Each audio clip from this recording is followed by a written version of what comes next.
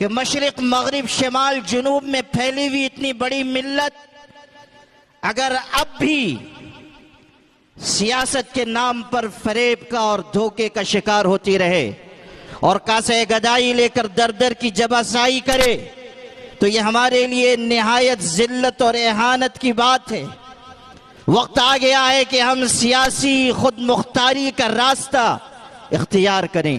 ہم نے آزادی کے بعد سے اس ملک میں یہ سنگین غلطی کی کہ ہم سیاسی غلامی کے راستے پر چلے۔ بابر جب اس ملک میں آیا تھا اس کے لیے اس کی سواری کے لیے ہاتھی پیش کیا گیا۔ ہاتھی اس کے لیے نئی چیز تھی۔ اس نے ہاتھی پر ایک چھلانگ لگا کر وہ ہاتھی پر بیٹھا اور اس نے فیلبان سے کہا کہ مجھ کو لگام دے دو۔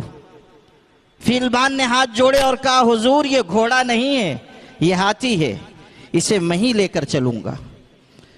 تو وہ شخص، وہ ذہین شخص دوسری چھلانگ لگا کر ہاتھی سے نیچے اتر آیا اور اس نے یہ تاریخی جملہ کہا تھا کہ بابر اس سواری پر کبھی سوار نہیں ہوتا جس کی لگام دوسرے کے ہاتھ میں ہو۔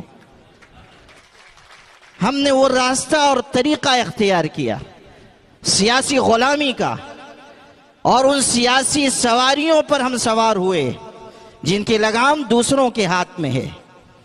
اگر مصائب و مشکلات کے مرحلوں سے گزر کر اب بھی ہم نہ جاگے اور ہم نے اپنی صفوں میں اتحاد نہ پیدا کیا، اور اب بھی ہم اگر رنگ و نسل اور ذات برادری اور مسلک و مشرب کے فرق سے بالا تر ہو کر ملت واحدہ بننے کے لیے آمادہ اور تیار نہ ہوئے تو سمجھ لیجئے کہ آپ کے لیے اس ملک میں عزت اور سربلندی کا کوئی فیصلہ نہیں ہو سکتا۔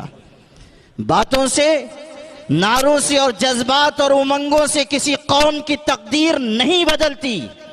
قوموں کی تقدیر اگر بدلتی ہے تو حسن نیت اور حسن عمل سے بدلا کرتی ہے، اتحاد سے، اتفاق سے بدلا کرتی ہے۔